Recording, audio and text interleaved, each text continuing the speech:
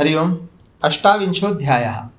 कंस की चिंता, उसका रंगशाला को देखना और उसे सुसज्जित करने का आदेश देना, चाणूर एवं मुष्टिक को तथा कुवलयापीड़ के महावत को श्री कृष्ण बलराम के वध के लिए आज्ञा देना, महावत से द्रुमिल के द्वारा अपनी उत्पत्ति की कथा कहना, उसकी माता का सुयुमान पर्वत पर दुर्मिल के साथ समागम तथा उन दोनों का परस्पर वरदान एवं शाप। वैशंपायन जी कहते हैं, जन्मेजय, भोजवंश की वृद्धि करने वाला राजा कंस धनुष के टूटने की घटना पर विचार करके मन ही मन खिन्न हो उठा। वो जो उसका चिंतन करता त्यों ही त्यों अत्यंत दुख में निमग्न हो जाता था। वो सोचने लगा, अहो, वो बालक कैसे निर्भय हो महाबली रक्षक की अवहेलना करके दूसरे लोगों के देखते देखते धनुष तोड़कर निकल गया। यह वही बालक है जिसे मारने के लिए मैंने लोकनिंदिक क्रूरतापूर्ण कर्म किया, अपनी चचेरी बहन के 6 वीर पुत्रों को शिला पर दे मारा। सचमुच ही पुरुषार्थ से दैव के विधान का उल्लंघन नहीं किया जा सकता। नारद जी ने मेरे लिए जो बात कही थी वह अवश्य आकर उपस्थित हो गई है।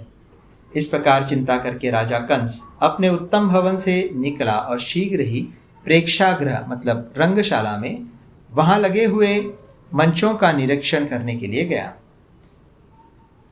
धनुर्यज्ञ का उत्सव देखने के लिए बना हुआ विशाल स्थान मतलब रंगशाला या प्रेक्षागृह। उस श्रेष्ठ नरेश ने प्रेक्षागृह को सब प्रकार से संपन्न हुआ देखा। वहां एकमात्र शिल्प से जीवन निर्वाह करने वाले शिल्पियों ने लगातार बहुत से मंचों के बाड़ बना रखे थे। वे सब के सब दृढ़तापूर्वक बांधे गए थे।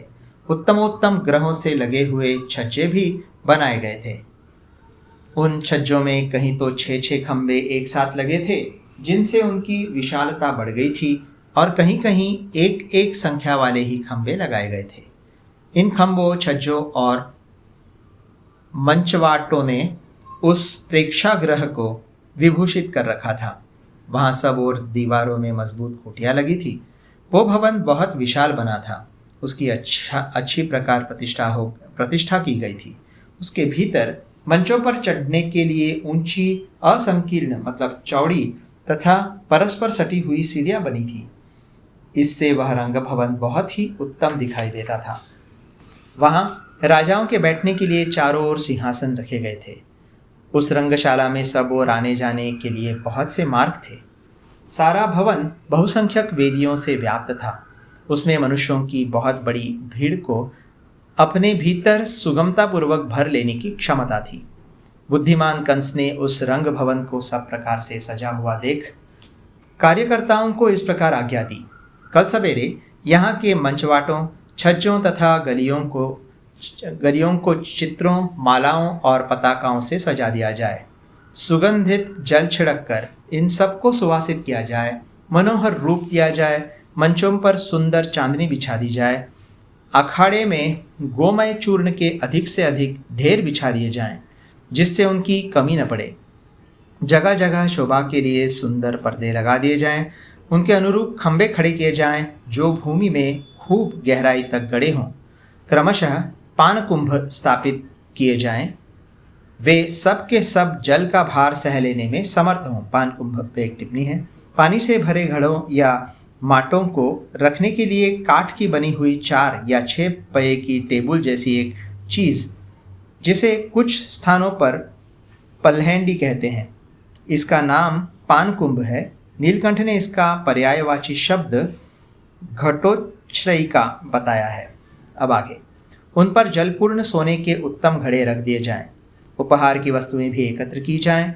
घड़ों में रस भरकर रखे जाएं। मल्ल युद्ध के नियमों को जानने वाले लोग निमंत्रित किए जाएं। व्यवसायियों को तथा कारीगरों को उनके अगुओं सहित बुलाया जाए। मल्लों तथा प्रेक्षकों, युद्ध में हार जीत के निर्णयकों को ठीक समय से आने की आज्ञा दे दी जाए। रंगशाला में स्थापित किए गए मंचों की शोभा बढ़ाने के लिए उन्हें अच्छी तरह सजाया जाए। इस प्रकार रंगशाला को अच्छी तरह से सजाने की उत्तम व्यवस्था के लिए आज्ञा देकर राजा कंस वहां से निकला और अपने महल में चला गया। वहां उसने अपने 2 मल्लों को बुलाया। एक तो अप्रतिम बलशाली चाणूर था और दूसरा मुष्टिक। अपनी भुजाओं से सुशोभित होने वाले वे दोनों महापराक्रमी बलशाली मल्ल कंस की आज्ञा शिरोधार्य करके बड़े हर्ष के साथ उसके भवन में प्रविष्ट हुए। उन दोनों विश्वविख्यात पहलवानों को अपने समीप आया देख राजा कंस ने यह युक्तियुक्त वचन कहा, तुम दोनों मेरे दरबार के विख्यात मल्ल हो और वीरध्वज मतलब शौर्य सूचक सम्मान चिन्ह प्राप्त करके मल्लों में उच्चतम स्थान पर प्रतिष्ठित हुए हो। तुम दोनों मेरे द्वारा विशेष सत्कार पाने के योग्य रहे हो, इसलिए मैंने सदा ही तुम्हारा यथोचित सम्मान किया है। अतः यदि तुम्हें मुझसे प्राप्त हुए सत्कारों का स्मरण है, मेरे द्वारा किए गए उपकार और सद्व्यवहार भूले नहीं हैं, तो आज तुम दोनों को अपने तेज मतलब बल पराक्रम से मेरा एक महान कार्य सिद्ध करना होगा। ये जो मेरे व्रज में पले हुए संकर्षण और कृष्ण नामक दो ग्वाले हैं, बालक होने पर भी परिश्रम को जीत चुके हैं, कभी थकते नहीं हैं। ये दोनों वनेचर जब अखाड़े में उतरकर युद्ध के समय तुमसे लड़ने लगे, तब तुम दोनों उन्हें नीचे गिराते ही शीघ्र मार डालना, इसमें कोई संशय नहीं मानना चाहिए। ये चंचल बालक हैं, इन्हें युद्ध की शिक्षा नहीं मिली है। सर्वथा ऐसा समझकर तुम उन दोनों की अवहेलना न करना। तुम्हें उन्हें मार डालने के लिए पूरा यत्न करना ही चाहिए। यदि रंगस्थल के समीप युद्ध में वे दोनों गोप बालक मार डाले जाएं, तो वर्तमान और भविष्य में भी मेरा कल्याण होगा। राजा कंस के इन स्नेहयुक्त वचनों से उन दोनों मल्लों के हृदय में बड़ी प्रसन्नता हुई। युद्ध के लिए सदा मतवाले रहने वाले वे दोनों पहलवान चाणूर और मुष्टिक राजा से इस प्रकार बोले, यदि वे दोनों कोपकुल कलंक युद्ध में हमारे सामने खड़े हो जाएंगे, तो आप उन्हें मरा हुआ ही समझिए। वे कष्ट उठाने वाले प्रेत रूप ही हैं, ऐसा मानिए। यदि किसी अरिष्ट ग्रह से ग्रस्त होकर वे दोनों हम लोगों से लड़ेंगे तो हम रोष में भरकर सबके सामने उन दोनों वनचरों को अवश्य मार डालेंगे। इस तरह वाणी रूप विष का वमन करके वे दोनों मल्ल पुंगव राजा कंस की आज्ञा ले अपने घर चले गए। तत्पश्चात कंस ने हाथी की परिचर्या से ही जीविका चलाने वाले अपने महावत को बुलाकर कहा, कुवलयापीड़ नामक हाथी रंगशाला के द्वार पर खड़ा रहे। वो बलवान, मद से चंचल नेत्र वाला, चपल तथा मनुष्यों के प्रति कुपित रहने वाला है। उसके गंडस्थल मद की धारा से उत्कट दिखाई देते हैं। वह किसी विपक्षी हाथी को देखते ही रोष से भर जाता है तथा स्वभाव से ही अत्यंत क्रोधी है। वसुदेव के जो वन में रहने वाले वीर पुत्र हैं, वे यदि द्वार पर आ जाएं, तो तुम उनके ऊपर ही हाथी को हाँक देना, जिससे वहीं उनकी जीवन लीला समाप्त हो जाए। मैं चाहता हूँ कि गोष्ठ में जीने वाले उन दोनों मदमत्त बालकों को तुम्हें और गजराज कुवलयापीड़ के द्वारा रंगशाला के द्वार पर धराशायी किया हुआ देखूं। उन दोनों को पृथ्वी पर पड़ा देख वसुदेव की तो जड़ ही कट जाएगी। वे पत्नी और बंधु बांधवों सहित निरवलंब होकर स्वयं नष्ट हो जाएंगे। साथ ही ये जो मूर्ख यादव श्री कृष्ण का भरोसा रखते हैं, वे सब श्री कृष्ण को मारा गया देख हताश होकर विनाश के गर्त में गिर जाएंगे। इन दोनों को गजराज कुवलयापीड़ अथवा मल्लों के द्वारा मरवाकर या स्वयं ही मारकर मथुरापुरी को यादवों से सूनी करके मैं सुखपूर्वक विचरूंगा। मैंने यादव कुल का भार वहन करने वाले अपने पिता को ही त्याग दिया। कृष्ण का पक्ष लेने वाले जो शेष यादव हैं, वे भी मेरे द्वारा परित्यक्त हो चुके हैं। यथार्थ बात यह है कि पुत्र की इच्छा रखने वाले इस अल्प पराक्रमी मानव उग्रसेन के द्वारा मेरा जन्म नहीं हुआ है, जैसा कि नारद जी ने मुझे बताया है। महावत ने पूछा, राजन, पूर्व काल में देवर्षि नारद ने कैसी बात बताई थी? शत्रुदमन, ये तो मैंने आपके मुख से बड़े आश्चर्य की बात सुनी है। यदि आपके पिता उग्रसेन नहीं हैं, तो उनके बिना दूसरे से आपका जन्म कैसे हुआ है? महाराज, आपकी माता ने यह ऐसा कुत्सित कर्म कैसे किया? दूसरी साधारण स्त्री भी ऐसा घृणित कार्य नहीं कर सकती है, फिर उन्होंने कैसे किया? मैं विस्तार पूर्वक इस प्रसंग को सुनना चाहता हूँ। इसे जानने के लिए मेरे मन में बड़ा कौतूहल है। कंस ने कहा, महावत, यदि तुम्हारा विचार इस रहस्य को सुनने का ही है, तो प्रभावशाली महर्षि नारद बाबा ने मुझसे जैसे कहा था, उसी तरह मैं इस प्रसंग का वर्णन करूंगा। वे मुनि नारद देवराज इंद्र के सखा हैं। एक दिन चंद्रमा की किरणों के समान श्वेत वस्त्र पहने और सिर पर जटामंडल का भार धारण किए वे इंद्र भवन से मेरे यहाँ आए। उनके कंधे पर काले मृग चर्म की चादर पड़ी थी। वे स्वर्णमय यज्ञोपवीत से विभूषित थे और दंड कमंडलु धारण किए दूसरे प्रजापति के समान जान पड़ते थे। नारद जी वेदों के विद्वान तो हैं ही, गांधर्व वेद मतलब संगीत विद्या के भी पूर्ण पंडित हैं, अतः चारों वेदों का गान किया करते हैं।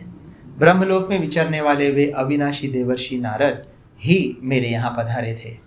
अपने यहाँ आए हुए उन महर्षि को देखकर मैंने पाद्य अर्घ्य और आसन समर्पित करके उनकी विधि पूर्वक पूजा की और महल के भीतर ले जाकर उन्हें बिठाया।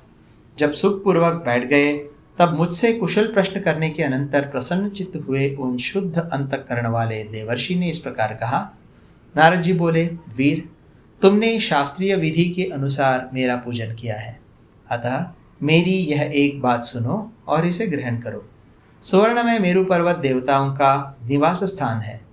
उस पर्वत के शिखर पर एक दिन देवताओं का समाज जुटा हुआ था, उसी में मैं भी गया था। वहाँ देवता लोग अनुचरों सहित तुम्हारे वध के अत्यंत दारुण उपाय पर विचार कर रहे थे। वहीं उनके मुख से यह बात मैंने सुनी थी। कंस, इस देवकी का जो 8वां गर्भ है उसमें विश्ववंत भगवान विष्णु निवास करेंगे, अतः यह गर्भ तुम्हारी मृत्यु का कारण होगा।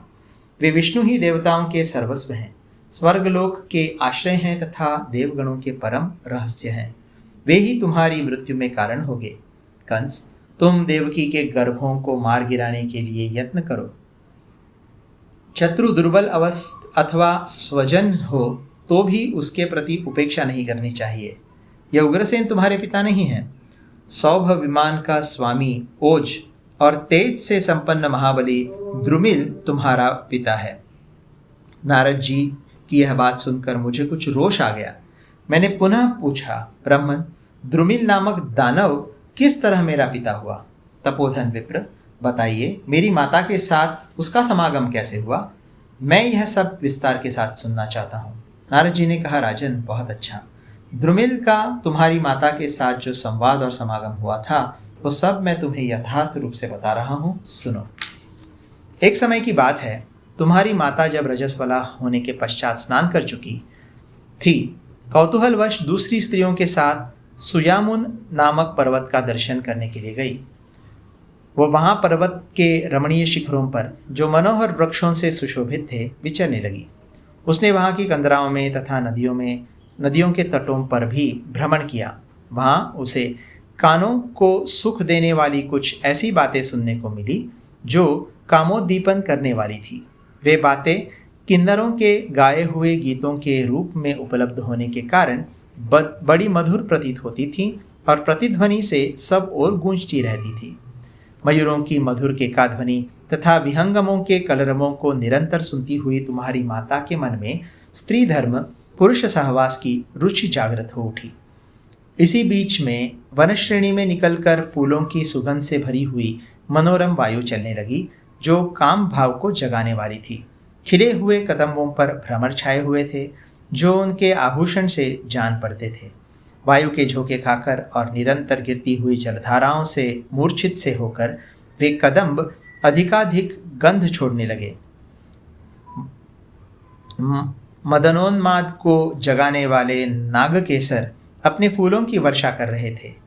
पुष्पमय कंटक धारण करने वाले नीप दीप के समान प्रकाशित हो रहे थे।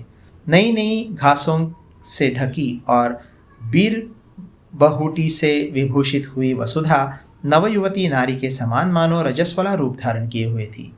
ऐसे समय में सौभ विमान का अधिपति द्रुमिल नामक दीप्तिमान दानव भावी दैवयोग से विधाता द्वारा प्रेरित होकर वहां पहुंचा। इच्छानुसार चलने वाला उसका विमान प्रभात काल के सूर्य की भांति तेजपुंज से प्रकाशित हो रहा था। उसके द्वारा वहां सुयामुन पर्वत की शोभा देखने की इच्छा से शीघ्रतापूर्वक सहसा आ गया। मन से भी तीव्र गति वाले उस विमान द्वारा आकाश मार्ग से इच्छानुसार चलने वाला वह दानव पर्वतराज सुयामुन पर आकर उस श्रेष्ठ रथ से नीचे उतरा। शत्रुओं के रथ को तोड़ डालने वाले उस रथ मतलब विमान को उस पर्वत के उपवन में खड़ा करके वह विमान चालक के साथ पर्वत शिखर पर विचरण करने लगा।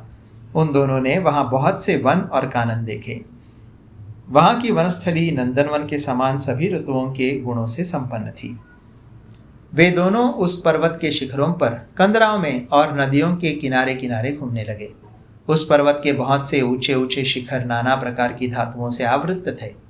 भांति भांति के रत्नों से उनकी विचित्र शोभा हो रही थी। उन दोनों ने देखा, पर्वत के विभिन्न शिखर सुवर्णमय, रजतमय तथा अंजनमय दिखाई दे रहे हैं। नाना प्रकार के फूलों की सुगंध वहां व्याप्त हो रही है। भांति भांति के जीव जंतुओं के समुदाय वहां निवास करते हैं। अनेक प्रकार के पक्षी अपने कलरवों से उन शिखरों को कोलाहल पूर्ण कर रहे हैं। भांति भांति के पुष्प और फलों से संपन्न वृक्ष वहां लहलहा रहे हैं। नाना प्रकार की औषधियों से संयुक्त उन शिखरों पर ऋषि और सिद्ध पुरुष निवास करते हैं। विद्याधर, किन्नर, रीछ, वानर, राक्षस, सिंह, व्याघ्र, वराह, भैंसे, शरभ, खरगोश, श्रुमर मतलब मृग विशेष, चमर मतलब चांवरी गाय, यंकू मतलब बाहरसिंगा, हाथी, यक्ष, निशाचर तथा ऐसे ही नाना प्रकार की जाति के प्राणियों को देखता हुआ वह दानव उस उत्तम पर्वत पर भ्रमण कर रहा था। इसी समय उस दानवराज ने दूर से ही उग्रसेन की रानी को देखा, जो सखियों के साथ क्रीड़ा करती तथा फूल चुनती हुई देवकन्या के समान सुशोभित हो रही थी। सखियों से घिरी हुई उस सुंदर कटि प्रदेश वाली रमणी को दूर से ही वहां विचरती देख सौभ विमान का स्वामी द्रुमिल चकित हो उठा और अपने विमान चालक से इस प्रकार बोला, सूत, इस वन के भीतर विचरने वाली यह मृगनयनी बाला किसकी स्त्री है, जो रूप और उदारता आदि गुणों से संपन्न होकर काम पत्नी रति के समान शोभा पा रही है? अहो, क्या यह देवराज इंद्र की पत्नी शची है या तिलोत्तमा है, अथवा जो भगवान नारायण के उरु का भेदन करके प्रकट हुई और पुरुरवा की प्यारी महारानी बनी थी, वह सुंदर कांति वाली रमणी रत्न उर्वशी है?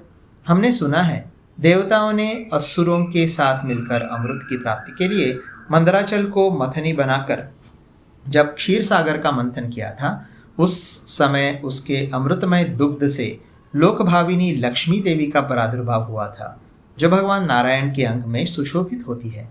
यह सुंदरी अंगना वही लक्ष्मी देवी तो नहीं है? जैसी थोड़ी थोड़ी देर में चमकने वाली बिजली नील मेघ के भीतर रहकर अपना प्रकाश फैलाती है, उसी प्रकार यह स्त्रियों के बीच में रहकर अपना रूप और वन को प्रकाशित करती हुई यहाँ विचर रही है। इसके अंग बड़े ही सुकुमार हैं, मुख चंद्रमा के समान सुंदर कांति से उद्भासित हो रहा है। इस निर्दोष अंग वाली रमणी का रूप देखकर मैं पागल हो गया हूँ। मेरी सारी इंद्रियां व्याकुल हो उठी हैं। मैं काम के अधीन हो गया हूँ। मेरा मन विभल सा हो रहा है। पुष्पधनवा कामदेव अपने सायकों से मेरे अंगों को बड़े वेग से छिन्न भिन्न कर रहे हैं। मेरे हृदय में अपने पांचों बाणों का प्रहार करके वह बड़ी निर्दयता के साथ उसे विदीर्ण कर रहा है। मेरे हृदय के भीतर कामाग्नि बढ़ रही है। वह घी की आहुति पाकर बड़ी हुई आग के समान प्रज्वलित हो उठी है। इस कामाग्नि से शांति पाने के लिए इस समय कैसे कौन सा यत्न किया जाए? अहो, किस उपाय से हम क्या करें जिससे यह मतवाली चाल से चलने वाली रमणी मुझे अंगीकार कर ले? इस प्रकार बहुत सोचने पर भी जब कोई उपाय नहीं सूझा, तब उस दानव ने अपने सारथी से कहा, अनग, तुम 2 घड़ी यहीं ठहरो। मैं स्वयं ही उसे देखने तथा यह किसकी स्त्री है इस बात का पता लगाने के लिए जाता हूँ। जब तक मैं लौट कर ना आऊँ तब तक तुम यहीं मेरी प्रतीक्षा करते हुए खड़े रहो।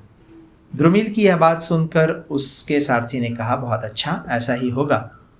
सारथी से उपर्युक्त बात कहकर बलवान दानवराज द्रुमिल ने उसके पास जाने का विचार किया। फिर उसने जल से आचमन किया और ध्यान लगाकर उसके विषय में चिंतन करने लगा। 2 घड़ी तक ध्यान करने मात्र से उसने ज्ञान बल से देख लिया कि यह राजा उग्रसेन की पत्नी है। यह जानकर उसे बड़ा हर्ष हुआ। फिर तो उसने अपना रूप बदलकर उग्रसेन का रूप धारण कर लिया। तत्पश्चात वह अमित पराक्रमी महाबाहु दानवराज हंसता हुआ उसके पास गया। फिर धीरे धीरे मुस्कुराते हुए ही उसने उसे अपनी भुजाओं में कस लिया। इस प्रकार उग्रसेन के ही रूप से उसने तुम्हारी माता का सतीत्व भंग कर दिया। पति के प्रति हृदय में अत्यंत स्नेह रखने के कारण वह देवी बड़े प्रेम से उसकी सेवा में उपस्थित हुई। पीछे उसके शरीर के भारीपन का अनुभव करके वह शंकित हो उठी। उठकर भयभीत हो उसने उससे कहा, निश्चय ही तू मेरा पति नहीं है, अतः बता तू किसका दुराचारी पुत्र है जिसने मुझे कलंकित कर दिया। नीच, तूने मेरे पति का रूप धारण करके अपने नीच कर्म से मेरे पातिव्रत्य को दूषित कर दिया। अब रोष में भरे हुए मेरे बंधु बांधव मुझ कुल कलंकिनी को क्या कहेंगे। मुझे पति पक्ष के लोगों से निंदित और तिरस्कृत होकर रहना पड़ेगा। तो ऐसा असहनशील दूषित कुल में उत्पन्न अजितेंद्रिय, अविश्वसनीय, अनार्य तथा परस्त्री को कलंकित करने वाला है, तुझे धिक्कार है। जब इस प्रकार धिक्कार देती हुई वह उससे उलझ पड़ी, तब उसके आक्षेप सुनकर उस दानव ने क्रोधपूर्वक कहा, मूढ़ नारी, तू अपने को बड़ी विदुषी मानती है। अरे, मैं सौभ विमान का अधिपति ओजस्वी दानव द्रुमिल हूँ। तुम मृत्यु के वश में रहने वाले तुच्छ मानव पति का आश्रय लेकर रोषपूर्वक मेरे ऊपर आक्षेप क्यों करती है। स्त्री के सम्मान पर गर्व करने वाली नारी देवताओं और दानवों के साथ विवशतापूर्वक व्याभिचार घटित होने से स्त्रियां दूषित नहीं होती हैं। इन स्त्रियों की विशेषता मानवी स्त्रियों की बुद्धि निश्चल नहीं होती। सुनने में आता है कि बहुतेरी स्त्रियां व्याभिचार रूप दोष बन जाने पर भी अविचल पराक्रमी देवोपम पुत्रों की जननी हुई हैं। स्त्री जगत में एक तू ही तो बड़ी पति धर्मपरायणा और दूध की धोई हुई शुद्ध सती है, जो अपने केश कलापों को कंपित करती हुई जो जो चाहती है बकती चली जा रही है। मतवाली स्त्री, तुमने जो मुझसे यह पूछा है कि कस्य त्वम, तू किसका पुत्र है, इससे तुम्हें कंस नामक शत्रुनाशक पुत्र होगा। यह सुनकर वह देवी पुनः रोष में भरकर उसके उस वर की निंदा करने लगी और डिठाई के साथ बात करने वाले उस दानव से व्यथित होकर बोली, दुराचारी दानव, तेरे इस घृणित आचार को धिक्कार है, जो तू संसार की सारी स्त्रियों की निंदा कर रहा है। माना कि जगत में नीच आचार विचार वाली स्त्रियां भी हैं, परंतु पतिव्रताएं भी कम नहीं हैं। कुलाधम, अरुंधति आदि जो पतिव्रता स्त्रियां सुनी जाती हैं, उनका स्मरण कर, जिन्होंने समस्त प्रजाओं तथा संपूर्ण लोगों को अपने सतीत्व के बल से ही धारण किया है। तूने जो मुझे सदाचार नाशक पुत्र प्रदान किया है, इसके प्रति मेरे मन में अधिक आदर नहीं है। इस विषय में मैं जो कुछ कहती हूँ उसे सुन ले। नीच, अब मेरे पति के कुल में परम पुरुष परमेश्वर अवतार लेंगे, जो तेरी तथा तूने जो पुत्र दिया है उसकी भी मृत्यु के कारण होंगे। उसके ऐसा कहने पर द्रुमिल उसी अनुपम गति वाले दिव्य विमान द्वारा पुनः आकाश को ही चला गया। तुम्हारी माता अत्यंत दीन होकर उसी दिन मथुरापुरी को चली गई। महावत, मुझसे इस प्रकार कहकर मुनिश्रेष्ठ भगवान नारद अपने तपोबल से प्रकाशित तथा साक्षात अग्नि के समान देदीप्यमान हो 7 स्वरों की मूर्छना का विस्तार करने वाली वीणा बजाते और गाते हुए लक्ष्य विधि अर्थात अलक्ष्य वीथी देवयान मार्ग से ब्रह्मा जी के पास चले गए। महावत, मेरी यह बात सुनो और समझो। तीनों लोगों की बातें जानने वाले बुद्धिमान नारद ने सब कुछ ठीक ही कहा था। अधिक कहने की क्या आवश्यकता है। बल, वीर्य, नय, विनय, प्रमाण, शक्ति, तेज, पराक्रम, सत्य और दान के द्वारा मेरी समानता करने वाला दूसरा कोई पुरुष नहीं है। महावत, अपने को सर्वथा इन गुणों से युक्त समझकर मैं नारद जी की बात पर श्रद्धा करता हूँ। इसमें संदेह नहीं कि मैं उग्रसेन का क्षेत्रज्ञ पुत्र ही हूँ। माता पिता ने तो मुझे त्याग ही दिया है, मैं अपने तेज से ही इस सिंहासन पर बैठा हूँ। मेरे माता पिता तथा विशेषतः सभी बंधु बांधव मुझसे द्वेष रखते हैं। ये सभी यादव श्री कृष्ण के पक्ष में मिल गए हैं, अतः मैं इन दोनों गोपकुल कलंकों को हाथी के द्वारा मारवाकर इन यादवों का भी वध कर डालूंगा।